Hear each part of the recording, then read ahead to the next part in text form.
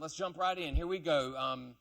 Our quote for this entire series has been this: your past will sneak into your present and start affecting your future, and that's why we're talking about this topic. So tonight's title, if you're taking notes, is Good Sex. All right, we're going to let you know how to have good sex, okay? Oh, the fellas are getting their phones out now, like, I've been waiting for this moment right here. So here we go. First off, let's talk about what good sex is not. I'm thinking that perhaps you think that good sex is if no one gets pregnant, no disease or infection, and only our friends find out. Then, hey, that was a good Friday night. Like that's probably like what you may think good sex is. And the reason we're having this conversation is really and honestly because I didn't have this conversation. And I wish somebody would have told me, because now I get to look at this picture. This is what I told you guys about last week, that this was our unity thing. This is actually divided up into 3 pieces. But I didn't realize that growing up, as a teenager even, that I was making decisions that would impact this picture. And the question I want you to answer at the end of this night, there's 2 of them, but the bottom line one is this one. What story do you want to tell? Okay, so with that in mind, we're going to jump right in, and let's look at what Jesus had to say. So anytime I have a difficult question, I'm wondering like, hey, what should I do here? I always like, hey, what would God say? What does God say? And especially in the New Testament, I love this. I can say, hey, what did Jesus specifically say about it? So if you brought a Bible, turn to Matthew chapter 19. Matthew chapter 19, we're going to look at a couple verses. And in this conversation, let me set up briefly the context. Jesus is asked about divorce. Specifically, these Pharisees got together to test him and try to catch him in a little trap.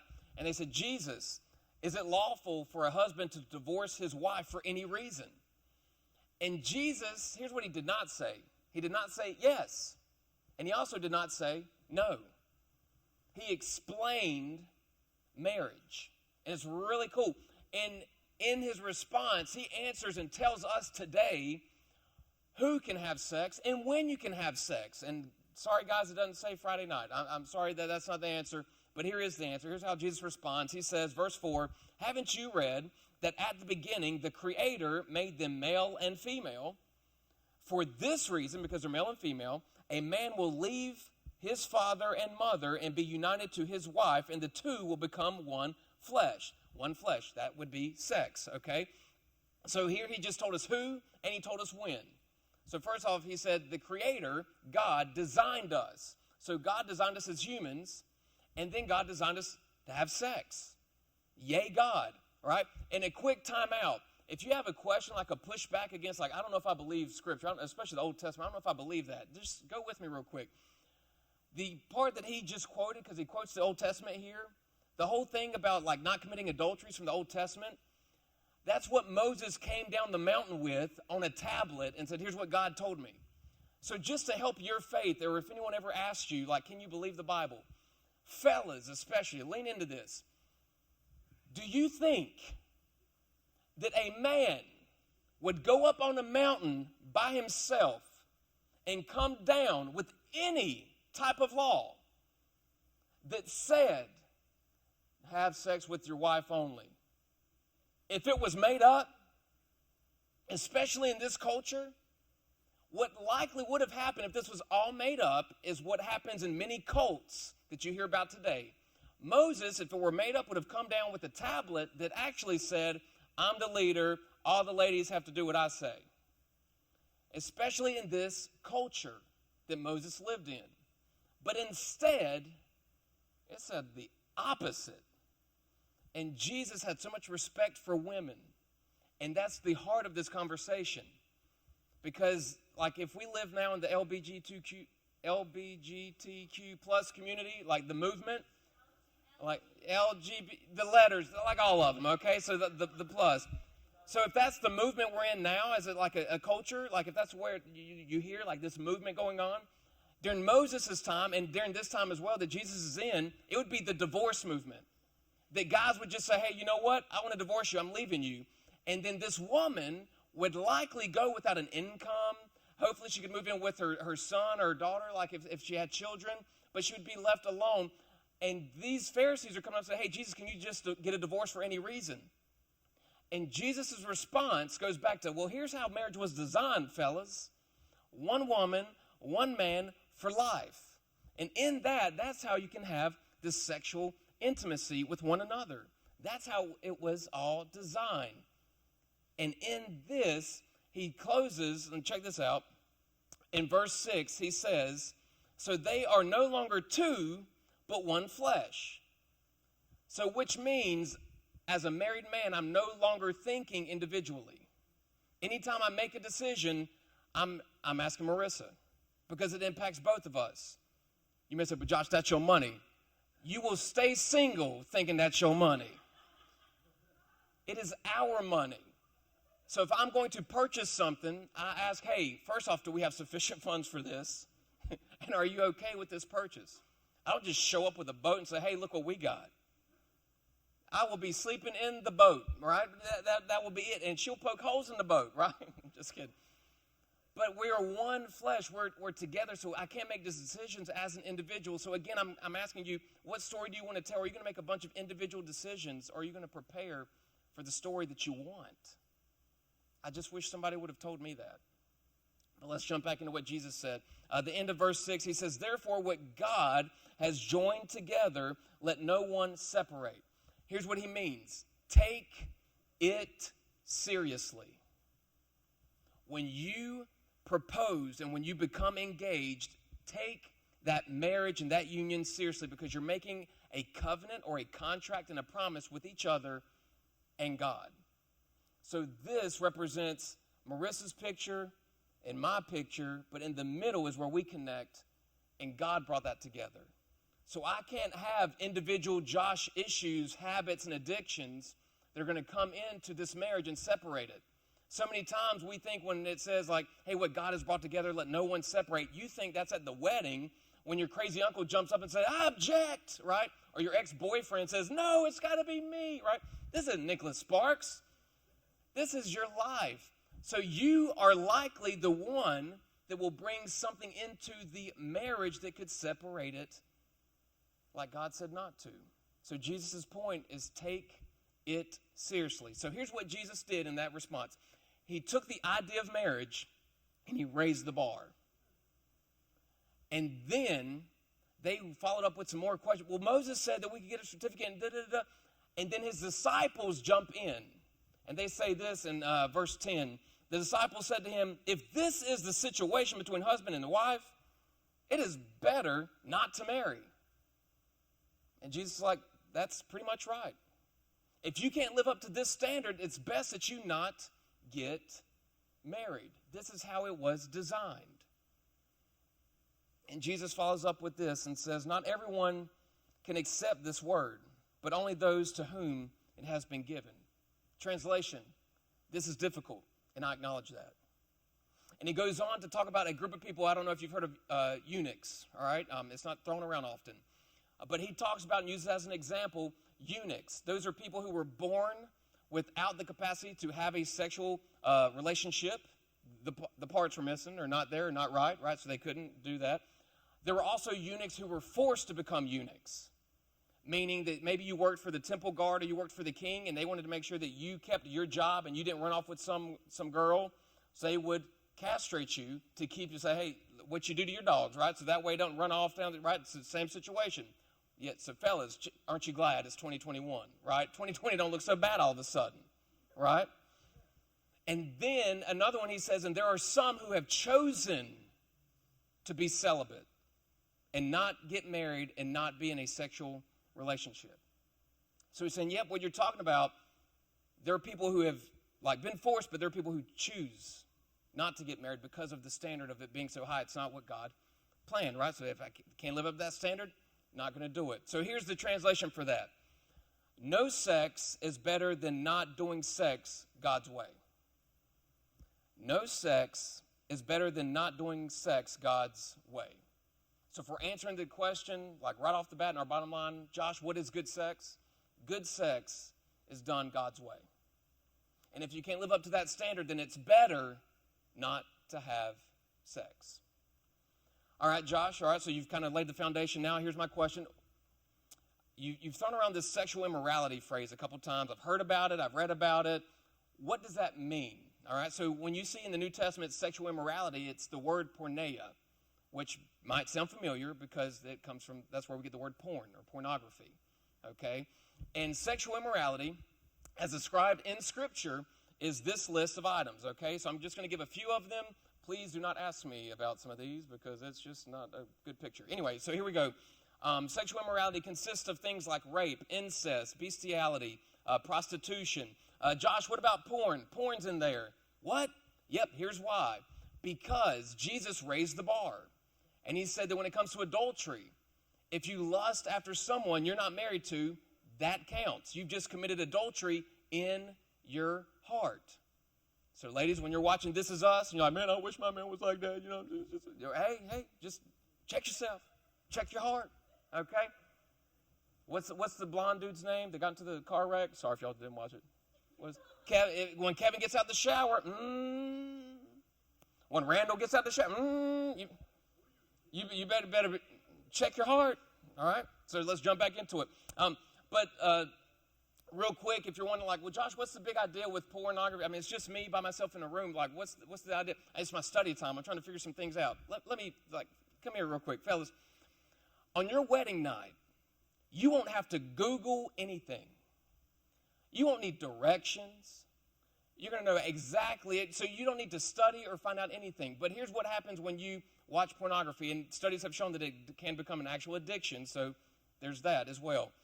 But when you watch pornography, you are putting these expectations in your mind that you're going to hope that your spouse will do or what you expect her to do later on. And then when you get to you get to the wedding, and that night it doesn't look anything or your expectation, you have just brought something into your marriage, and God said don't let anyone separate, but what you did way back in your past has now come into your present and affected your future.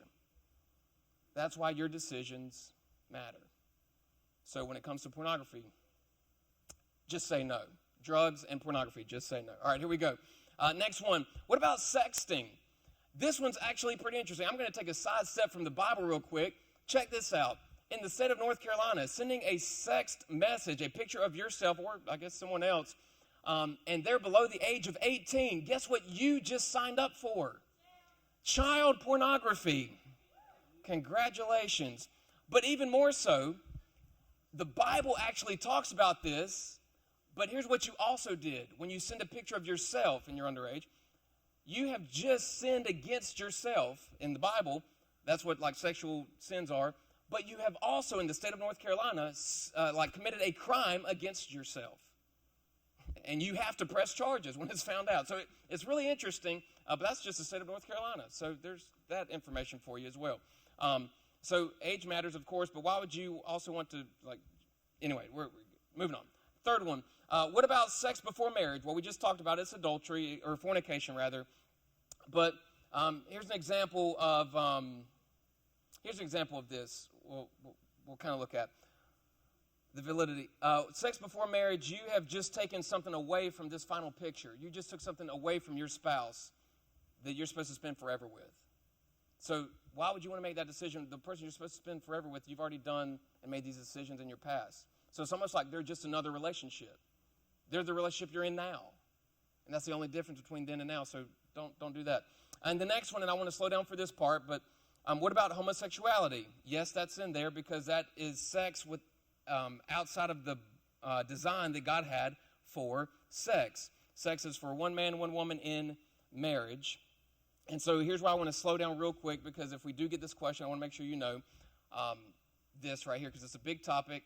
I think everyone in the room, you know someone, maybe it's something you struggle with, or you have a loved one. And that is the same one that I have with as well, right? So this is something that you're experiencing yourself. So listen to this right here.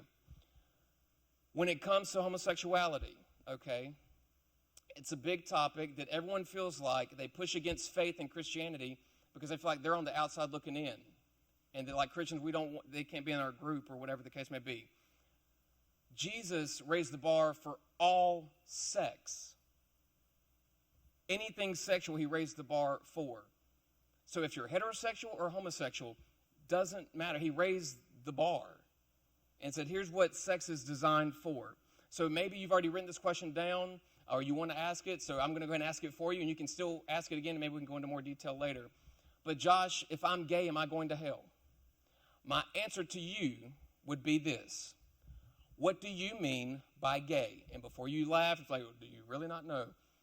Here's why, and it's a very valid response.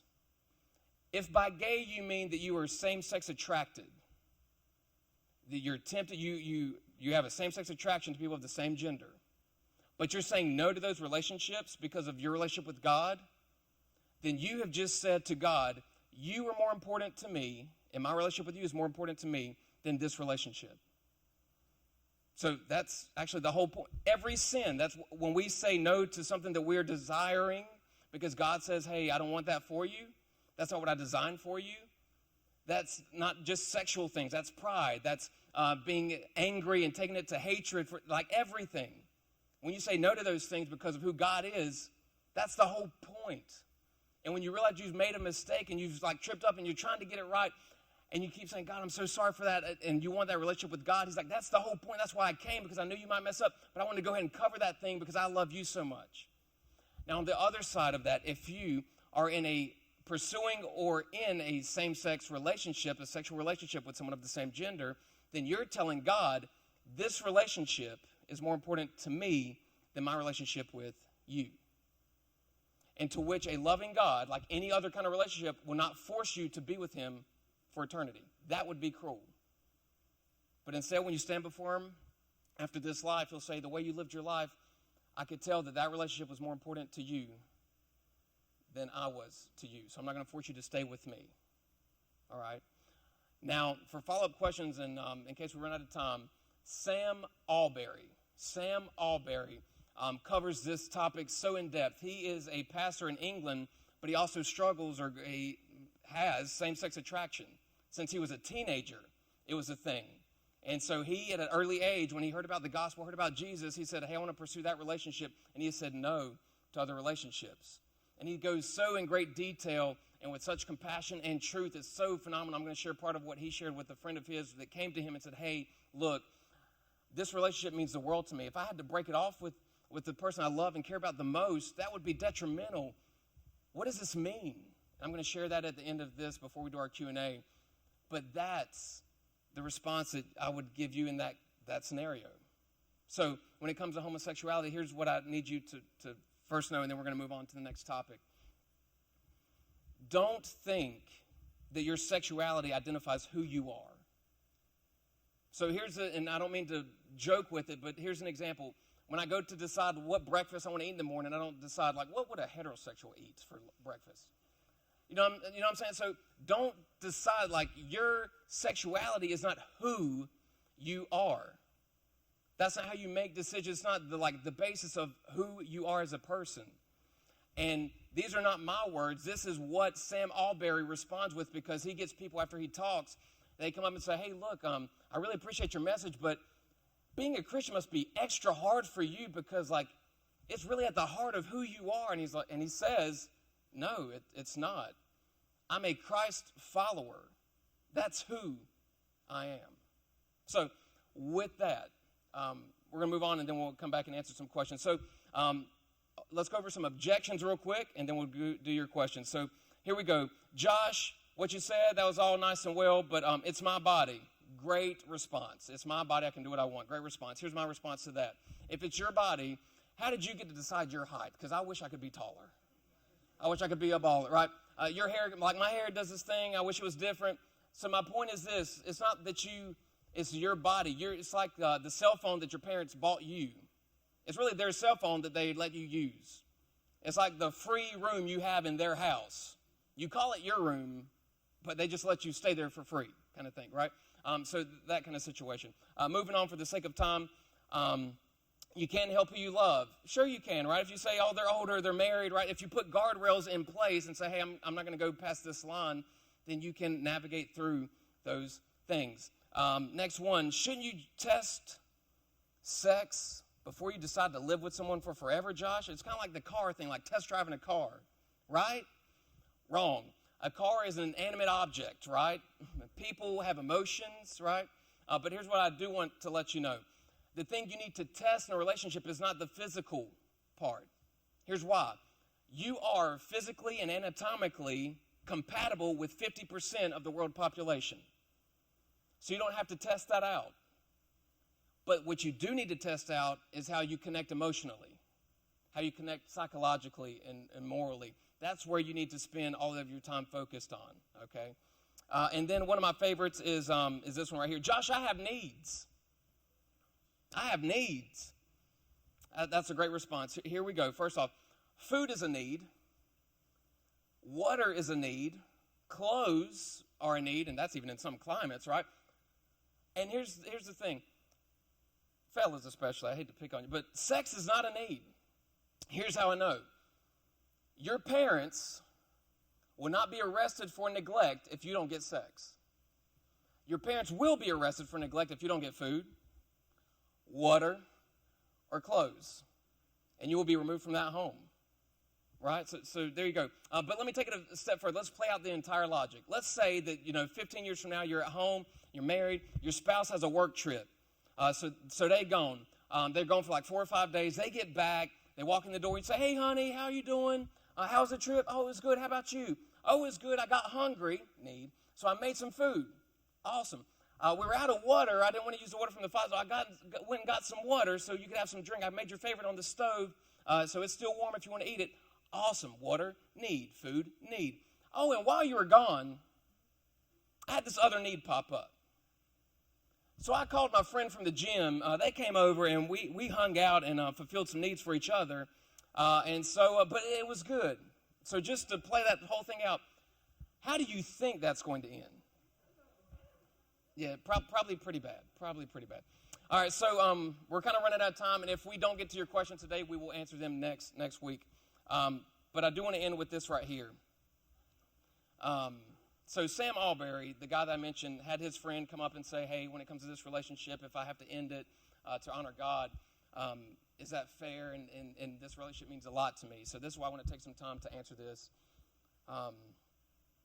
And again, YouTube Sam Alberry, Allberry. He has great stuff on this entire topic and even more stuff. But he told his friend that this verse came to mind. And this is, again, not to pick at one issue. When it comes to sex, Jesus raised the bar and said, here is the standard. So whatever your attraction is, and any other thing that gets in the way of you and your relationship with God, listen to how Jesus responds in this conversation, where he just told this guy, if you want to be perfect, right? The guy says, hey, what do I need to do to get into heaven? And Jesus said, do these things. He said, okay, I already do those. I'm good there. He said, okay, well, if you want to be perfect, give all of your money away. Give it to the poor and then come follow me. And Jesus responds, or the guy responds really sad because he had a lot of money. So translation, it would cost him everything to follow Jesus. And Peter, or I should say the disciple, I think it was Peter. Yeah, Peter. Peter responded to this situation this way, and it's where we pick up in verse 27. He said, we have left everything to follow you. We left everything, dude. Everything I cared about, everyone I cared about, I left them where they were, and I followed you. And Peter concludes with this, is, what then will there be for us? So Josh, if I've got to leave here, and if I want to honor God, I've got to send a text message or have a phone conversation with someone I care about and say, hey, look, we're not going to do this in our relationship anymore, or we're going to break up. We can be friends, but we can't do this. I want to honor God. What am I getting out of this? And this is what Sam read to his friend. He said in verse 28, Jesus said to them, truly I tell you, at the renewal of all things, when the Son of Man sits on his glorious throne, you who have followed me will always sit on 12 thrones, or also sit on 12 thrones, judging the 12 tribes of Israel. So he said, for the 12 disciples, here what happens to you. And then he talks about us. In the next verse, he says in verse 29, and everyone, and I want you to picture something that's very valuable to you right now. And everyone who has left houses or brothers or sisters or father or mother or wife or children or fields for my sake will have will receive 100 times as much and will inherit eternal life. So he's saying it's going to cost you something and it's going to be difficult. There's no denying that. Some people won't receive this word. He said that. There's no denying that. It's very hard. There's no denying that. But if you're willing to give up something valuable for me, it will be repaid back to you. And when I started following Jesus, all of a sudden I found purpose and I found strength in my relationship with him. And then my life all of a sudden started changing. And things that were important started changing. It was real weird. But the way that Jesus said these things, it's almost like, yeah, of course he could say that. But here's the kicker. He did all of that for you and for me. There is nothing that Jesus has said for us to do that he didn't first do himself. So my concluding question is this. Will you trust God with your sexuality, with your sexual relationship? If that's the thing that's hanging you up and you're pushing away from faith because of that, because you want to have sex, right? Or you want to show the person you care about how much you care about them, but if it's outside of God's design, if that's the thing, then I'm just asking you tonight, would you trust God with it? And just lay down at his feet and say, here it is. I'm going to pursue a relationship with you. And for some of you, we're all taking a step and we're at different places. But that's exactly what he did for us. He said, for you, I'll give up everything. And he stretched out his arms. And they nailed him to a cross that was deserving for us. Not for him. So that's why we talk about it. And maybe you're sitting here tonight and you're thinking, well, Josh, I've already made these decisions, so what does it matter? Well, I would say this to you. If that's you, then you can still tell a great story. Because you can tell the person that you're going to spend forever with. When that time comes for you to say everything you've done before you say I do, you get to say this story. That I've made mistakes, I've had some hiccups, and I regret some of my decisions, and I can't take them back.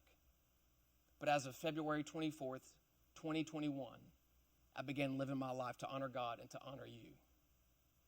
That's a great story. And we have run out of time. Mike, I'm sorry that you saved all this time for us for a Q&A, but we'll do it next week. But I do want to tell you this story. I'm not getting on this stage to say that I've gotten everything right. There's far more I've gotten wrong, and that's why we do this series, because I'm trying to help you avoid my mistakes. So, with that, part of my story is this, and we'll pick up and I'll probably give more detail before we do our Q&A, is we're not shaming anyone. Because my story is that I was involved in sexual relationships before I got married. And I made terrible decisions in my relationships. And I put me first, and I put my relationship with that person first, above friends, above family, and I have so many regrets. And I prayed, and I said, and you saw in the video last week, God, show me someone that's going to help me with the relationship with you, to grow in my relationship with you. And I prayed that prayer several times, and I still made mistakes, so it's not like it all just happened overnight, and I'm not expecting this to have a transformating thing for you overnight either. But something did change. Because I can remember some specific nights where I made a conscious decision to say, no, I'm not going to pursue this. And soon after, it led to my friend inviting me to this church. And when I walked in, I saw my wife. And when we started going out and hanging out, I took it so seriously that I first spoke to her brother about dating her, just going out, dating. And I spoke to her parents about dating her, just dating, because I took it seriously. And then when it came time that I felt like I was having strong feelings for her, before I said, I love you, I forget how long it was, but I asked her, can we go have a conversation? Because this is getting serious. And you have a right to know more about me. Before I say I love you, we went what we call stargazing. And it sounds romantic and it sounds nice, and I had a Ford pickup truck with a little hardtop shell on the back. Real nice, you know what I'm saying, real nice. That's right. And I'm sorry we're running late, guys, and I'll try to wrap this up. But I think it's important. I don't want you to leave here with misconceptions because I love you guys, and I want you to make better decisions than I've made. But that night I told her my past mistakes, my past regrets, and sexual relationships I'd been in. And I opened up to her and I said, here it is. I laid it down. And going in, I wasn't that nervous because I had a confidence that God was going to have the best play out for me. I was giving it to him. And Marissa, she received it, but it took some time and it took some praying, and you could tell something that like it was different. But she accepted me for what I'd done. And then wouldn't you know that later on a conversation came up and there was something I'd left out.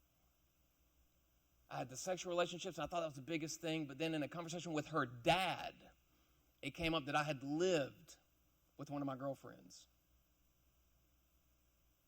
And her dad said, well, dang, Josh, that's kind of tough. That may be more serious than anything you've already mentioned to her before. You might not want to tell her.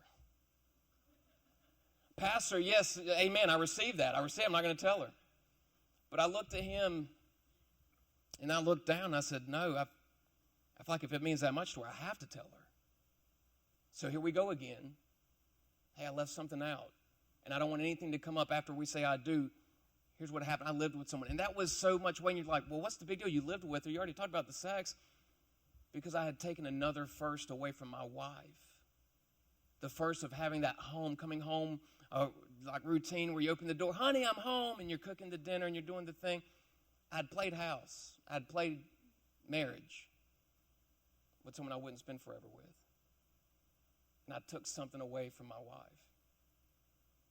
So my point of going through all of this, guys, is whatever picture you have, make decisions now to get the picture you want.